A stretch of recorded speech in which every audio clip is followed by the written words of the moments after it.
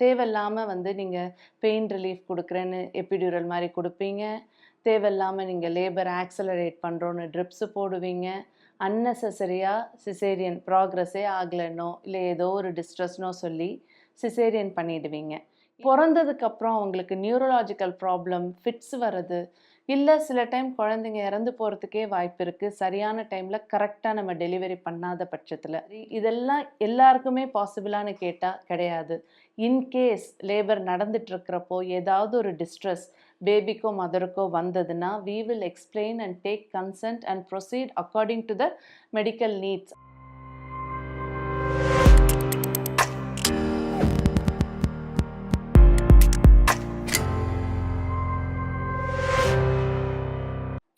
Home birth அதாவது வீட்லயே நாங்க டெலிவரி பண்ணலான்ற ஐடியா இருக்கு டாக்டர். அதோட அட்வான்டேஜ் அண்ட் டிஸ்அட்வான்டேஜ் என்ன? ஹோம் பர்த் பண்றனால என்ன பிரச்சனை? நார்மல் டெலிவரி எங்க இருந்தாலும் ஆகப்போகுது தானே? இந்த மாதிரி ரீசெண்டாக நிறைய பேஷண்ட்ஸ் என்கிட்ட டவுட் கேட்டாங்க. அவங்களுக்குரிய ஆன்சர் தான் இந்த வீடியோ. நான் டாக்டர் அபிநயா, ஆப்ஸ்டடிஷியன். ஸோ எதுக்காக ஒரு கப்புள்ஸ் ஹோம் பர்த் பண்ணணும்னு நினைக்கிறாங்க அப்படின்றத நான் கேட்டப்போ அவங்க சொன்ன ரீசன்ஸ் என்னென்னா, ஃபர்ஸ்ட் ஆஃப் ஆல் எனக்கு தெரிஞ்ச என்விரான்மெண்ட், ஹோம்லி என்விரான்மெண்ட், பழகின ஆளுங்க. ஸோ எனக்கு ரொம்ப கம்ஃபர்டபுளாக இருக்கும்.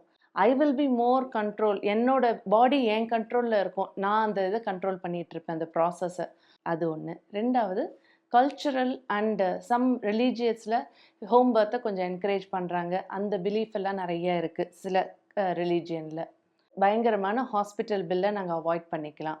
எங்களுக்கு எதுக்கு இந்த தேவையில்லாமல், எங்களால் அஃபோர்டபுள் கிடையாது ஹாஸ்பிட்டல் பில் அஃபோர்ட் பண்ணுறதுக்கு. ஹோம் பர்த் தேவையில்லாமல் நீங்கள் பெயின் ரிலீஃப் கொடுக்குறேன்னு எபிட்யூரல் மாதிரி கொடுப்பீங்க. தேவையில்லாமல் நீங்கள் லேபர் ஆக்ஸலரேட் பண்ணுறோன்னு ட்ரிப்ஸு போடுவீங்க. அன்னெசசரியாக சிசேரியன் ப்ராக்ரஸே ஆகலன்னோ, இல்லை ஏதோ ஒரு டிஸ்ட்ரெஸ்னோ சொல்லி சிசேரியன் பண்ணிடுவீங்க. இதெல்லாம் reason for us to consider home birth அப்படின்னு மல்டிபிள் குவரிஸ் வந்தது. இந்த மாதிரியெல்லாம் ஹாஸ்பிட்டல்ஸில் பண்ணுறாங்களாமாமே, ஸோ நாங்கள் ஹோம் பர்த் பண்ணிக்கலாமா அப்படின்னு. ஸோ இது தான் உங்களோட ரீசன். ஆனால் எங்களோட ரீசன் என்ன அப்படின்னு நீங்கள் கேட்டிங்கன்னா, ஹோம் பர்த் நீங்கள் பண்ணுறப்போ மதருக்கு என்ன ஆகும், குழந்தைக்கு என்ன ஆகும்னு பார்க்கலாம். மதர் பொறுத்த வரைக்கும் எல்லாமே நார்மல் தான். பிபி நார்மல், சுகர் நார்மல், எல்லாமே நார்மல், ஒரு காம்ப்ளிகேஷனும் இல்லை அப்படின்ற மதர் கூட லேபர் அப்போ வரப்போ எப்போ வேணால் அவங்க ஹை ரிஸ்காக மாறுறதுக்கு வாய்ப்பு இருக்குது. சடனாக அவங்களால பெயின் டாலரேட் பண்ண முடியாமல் ஹை பிபி போகிறதுக்கு வாய்ப்பு இருக்குது. எக்ஸ்ட்ரீம்லி ப்ளீடிங் எப்போ வேணாலும், குழந்தை பிறக்கிறதுக்கு முன்னாடியோ இல்லை பிறந்ததுக்கு அப்புறமோ பயங்கரமான ப்ளீடிங் ஆகி யூட்ரஸ் கண்ட்ராக்ட் ஆகாமல் அந்த மாதிரி ப்ளீடிங் காம்ப்ளிகேஷனில் சில மதர்ஸ் டெத்தே போயிருக்காங்க. Postmortem haemorrhage is very very dangerous complication. Medications கொடுக்க முடியாத பட்சத்தில் மதரோட உயிருக்கே ஆபத்தான நிலைமை வரலாம். பிபி அதிகமாகி ஃபிட் அடித்து அது குழந்தைய பாதிக்க வாய்ப்பு இருக்குது. ஹோம் பர்த் பண்ணுறப்போ குழந்தை சரியாக வெளியில் வரல, கரெக்டாக அவங்க நீங்கள் எடுக்கலை, அந்த டைமில் கொஞ்ச நேரம்தான் குழந்தையால் அந்த வெஜைனல் கெனாலில் இருக்க முடியும். நம்ம டக்குன்னு அதை டெலிவரி பண்ணிடணும். நீங்கள் பாட்டுக்கு மணிக்கணக்கில் அந்த குழந்தை டெலிவரி பண்ணாமல் அந்த வெஜைனல் கெனால்லையே ஸ்டக்காக இருந்ததுன்னா, பிறந்ததுக்கப்புறம் அவங்களுக்கு நியூரலாஜிக்கல் ப்ராப்ளம், ஃபிட்ஸ் வரது, இல்லை சில டைம் குழந்தைங்க இறந்து போகிறதுக்கே வாய்ப்பு இருக்குது. சரியான டைமில் கரெக்டாக நம்ம டெலிவரி பண்ணாத பட்சத்தில். சில குழந்தைங்க நீங்கள் பார்த்துருப்பீங்க ஹாஸ்பிட்டலில், நார்மல் ஆனாலும் சரி சிசேரியன் ஆனாலும் சரி, அழலை அப்படின்னா உடனே டாக்டர்ஸ் ரிசசிட்டேஷன் பண்ணுவாங்க. அவங்க வாயில் ஏதாவது செக்ரீஷன்ஸ் இருக்கா, தண்ணி குடிச்சிருக்கா குழந்தை, அதெல்லாம் நல்லா கிளியர், வாய் மூக்கெல்லாம் கிளியர் பண்ணி அவங்களுக்கு சூடான வார்ம்த் நம்ம கொடுக்கணும். ஸோ இமீடியட்டாக வார்மர் கீழே வச்சு, தேவைப்படும் சில குழந்தைங்களுக்கு ஆக்சிஜன்லாம் கொடுத்து, இந்த மாதிரி இம்மீடியட்டாக வித்தின் ஒரு 3 to 5 minutes அந்த நியோனேட்டல் ரிசசிட்டேஷன் அது பண்ணலை அப்படின்னா அந்த குழந்தைக்கு neurological problem, life long mental retardation மாதிரி சில கண்டிஷன்ஸ்லாம் வரத்துக்கு வாய்ப்பு இருக்குது. இந்த மாதிரி குழந்தைக்கு இருக்கிற காம்ப்ளிகேஷன் அவாய்ட் பண்ணுறதுக்காகவும் அம்மாவுக்கு வரப்போகிற காம்ப்ளிகேஷன் அவாய்ட் பண்ணுறதுக்காகவும் தான் நம்ம ஹாஸ்பிட்டல் டெலிவரிஸை என்கரேஜ் பண்ணுறோம். ப்ளஸ் ஹோம் பர்த் வீட்லேயே டெலிவரி பண்ண ட்ரை பண்ணுறீங்க முடிஞ்ச அளவுக்கு. கடைசி நிமிஷம் உங்களால முடியலன்னு நீங்க எமர்ஜென்சியா ஹாஸ்பிட்டல் கூட்டு வந்தீங்கன்னா, எமர்ஜென்சியா அவங்க கேஸஸ ரிசீவ் பண்றப்போ ஹாஸ்பிட்டல் பில் டபுளா தான் குடுப்பாங்க. ஏன்னா, என்ன காம்ப்ளிகேஷன் இருக்கு? எதனால அந்த காம்ப்ளிகேஷன் வந்தது? உங்களுக்கு எந்த ரூம் எலிஜிபிள்? ஐசியூ அட்மிஷன் தேவைப்படுமா? பிளட் டிரான்ஸ்ஃபியூஷன் தேவைப்படுமா? எதுவுமே ஹாஸ்பிட்டலுக்கு தெரியாது. அப்போ they will tent to charge you more than normal admission. Plus நீங்க வீட்ல டெலிவரி பண்றப்போ இன்சூரன்ஸ் உங்களுக்கு கவர் ஆகாது. எதுக்காக டாக்டர் இன்சூரன்ஸ்? நாங்க தான் வீட்ல தானே டெலிவரி பண்றோம் அப்படின்னா, வீட்ல டெலிவரி ஆனாலும் உங்களுக்கு ஒரு கேர்டேக்கர், மெடிக்கல் ப்ரொஃபஷனல்ஸ் அந்த தாய்ஸ்ன்னு சொல்லுவோம் இல்லையா? அவங்க வரணும். உங்களுக்கு வந்து டெலிவரி ஹெல்ப் பண்றதுக்கு ஒரு ஆள் வரணும். அவங்களோட சார்ஜஸ் பயங்கர எக்ஸ்பென்சிவா இருக்கும். ப்ளஸ் அவங்ககிட்டயும் கிட்ஸ் எல்லாம் இருக்கும். எமர்ஜென்சி கிட்ஸ் மதருக்கும், பேபிக்கும் அவங்க கொஞ்சம் கிட்ஸ் எல்லாம் ஸ்டெரைலா கொண்டு வரணும். ஸோ அதெல்லாம் அவங்க வீட்ல எடுத்துட்டு வரதுக்கு கண்டிப்பா அது உங்களுக்கு when compared to hospital deliveries வீட்ல நீங்க பிளான் பண்றப்போ, அதுவும் பிளான் பண்ணி நான் வீட்ல டெலிவரி பண்ணிக்கிறேன்னு நீங்க பயங்கரமா பிளான் பண்ணீங்கன்னா, அதோட expenses are more than the hospital deliveries. சரி, எனக்கு வீட்ல டெலிவரி பண்ற மாதிரியே எக்ஸ்பீரியன்ஸ் ஹாஸ்பிட்டல்லயும் வேணும் அப்படின்னா, அதுக்கு தான் பர்த் பிளான் அப்படின்றது இருக்கு. உங்களோட பர்த் பிளான உங்க கைனகாலஜிஸ்ட் கிட்ட நீங்க டீட்டெயில்டா ஒரு 35, 36 வீக்ஸ் அப்பவே டீட்டெயில்டா டிஸ்கஸ் பண்ணிடுங்க. எனக்கு இப்படி தான் இருக்கணும் டாக்டர். தேவையில்லாத இன்ஜெக்ஷன்ஸ் போடக்கூடாது, ட்ரிப்ஸ் போடக்கூடாது, மெடிகேஷன்ஸ் குடுக்கக்கூடாது. என்னோட லேபரை மட்டும் நீங்க பத்திரமா மானிட்டர் பண்ணணும். நேச்சுரலா லேபர் ப்ராக்ரஸ் ஆகிறதுக்கு நீங்க ஹெல்ப் பண்ணணும். நாங்க என்னென்ன மாதிரியான home food like raspberry tree, dates இந்த மாதிரி நாங்க நேச்சுரலா லேபர் இன்டியூஸ் பண்ணிக்கிறதுக்கும், ப்ராக்ரஸ் ஆகிறதுக்கும் என்னென்ன மாதிரி ஃபுட் எடுத்துக்கலாம்னு நீங்க அட்வைஸ் பண்றீங்க டாக்டர். ஏன்னா எனக்கு அன்னெசசரி இன்டர்ஃபெரன்ஸ் வேண்டாம். நேச்சுரலா பெயின் கம்மியாகிறதுக்கோ, இல்ல பெயின் டாலரேட் பண்றதுக்கோ நான் என்ன மாதிரியான எக்ஸர்சைஸ் பண்ணணும், என்ன மாதிரியான பிரீதிங் டெக்னிக்ஸ் தெரிஞ்சிருக்கணும். இந்த மாதிரி உங்களோட பர்த் பிளான நீங்க உங்க டாக்டர் கிட்ட டீட்டெயில்டா பேசிட்டு, எனக்கு தேவையில்லாம இன்ஃபேக்ட் எபிசியோட்டமி கூட குடுக்கக்கூடாது. தானா அவங்களா குழந்தையா வெளில வரட்டும். அந்த மாதிரியெல்லாம் கூட சில பேஷண்ட்ஸ் ரிக்வெஸ்ட் பண்ணுவாங்க. இந்த மாதிரி எல்லாம் நீங்க சொல்லிட்டீங்கன்னா, அந்த ஹாஸ்பிட்டல் உங்க டாக்டர் அத வந்து வச்சுட்டு, அதுக்கு தகுந்தாப்புல உங்களுக்கு ஹெல்ப் பண்ணுவாங்க. அதே மாதிரி இதெல்லாம் எல்லாருக்குமே பாசிபிளான்னு கேட்டா கிடையாது.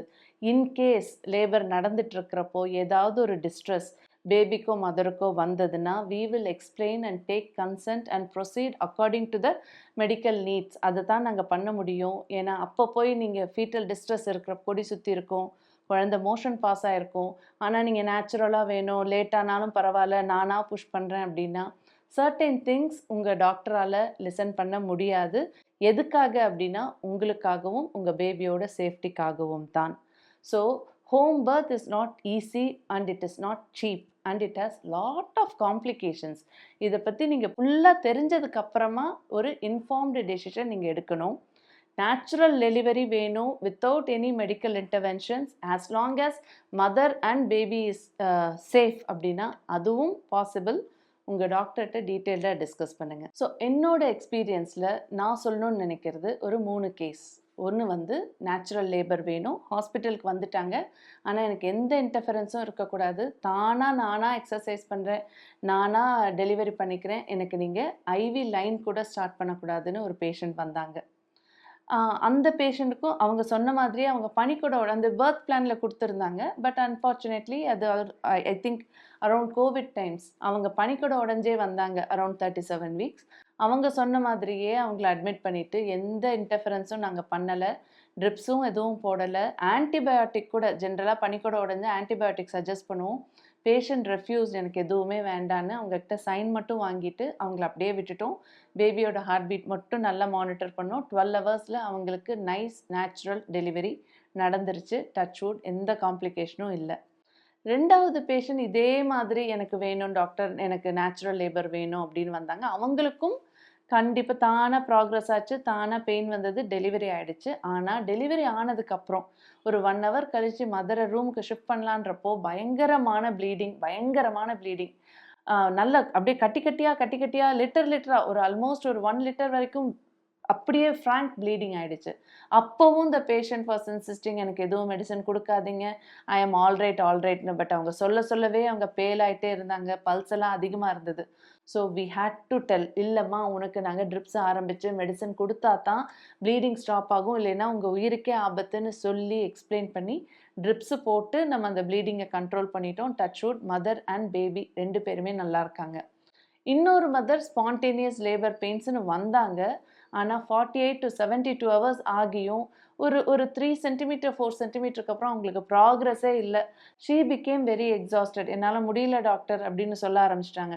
அப்ப அவங்களோட பெர்மிஷனோட நான் பனிக்கூடை மட்டும் உடைச்சு விடுறேம்மா. உனக்கு நல்லா 3 to 4 சென்டிமீட்டர். உங்களுக்கு தானா உடையல பனிக்குடம். பனிக்கூடை உடைச்சா தானா இன்னும் நல்ல பெயின் வரும் அப்படின்னு அவங்ககிட்ட இன்ஃபார்ம் பண்ணிட்டு ஆஃப்டர் 72 ஹவர்ஸ் அவங்களுக்கு பனிக்கூடை உடைச்சு விட்டு ஒரு 6 ஹவர்ஸ்ல தானா நல்லபடியா அவங்க கேட்ட மாதிரியே வித்தவுட் எனி இன்டர்ஃபரன்ஸ் தானா நல்லபடியா டெலிவரி ஆயிடுச்சு. அந்த குழந்தைக்குமே இப்போ 1.5 இயர்ஸ் ஆயிடுச்சு. ஸோ இந்த மாதிரி நீங்க வீட்ல இருந்தா என்னென்ன பண்ணுவீங்களோ எந்த மெடிக்கல் இன்டர்ஃபரன்ஸும் இல்லாம, அது ஹாஸ்பிட்டல்லையும் possible provided mother and babies health condition not compromised. So இந்த மாதிரி நேச்சுரல் டெலிவரியில் நார்மல் டெலிவரி வேற, சிசேரியன் வேற, இது நேச்சுரல் டெலிவரி. இதில் உங்களுக்கு ஏதாவது queries இருக்கு அப்படின்னா கமெண்ட் பண்ணுங்க, நான் ஆன்சர் பண்ணுறேன். போஸ்ட்மார்ட்டம் டிப்ரெஷன் அப்படின்னா என்ன? அப்படி வந்ததுன்னா அதோட சைன்ஸ் அண்ட் சிம்டம்ஸ் என்ன? அப்படி வந்ததுக்கப்புறம் அந்த ஃபேமிலி மெம்பர்ஸோட ரோல் என்ன அந்த அம்மாவை பார்த்துக்கிறதுல? ரொம்ப சிவியர் கேசஸில் என்னென்ன ட்ரீட்மெண்ட் ஆப்ஷன்ஸ் அவைலபிள், இதை பற்றியெல்லாம் நம்ம அப்கமிங் வீடியோஸில் பார்க்கலாம். தேங்க்யூ.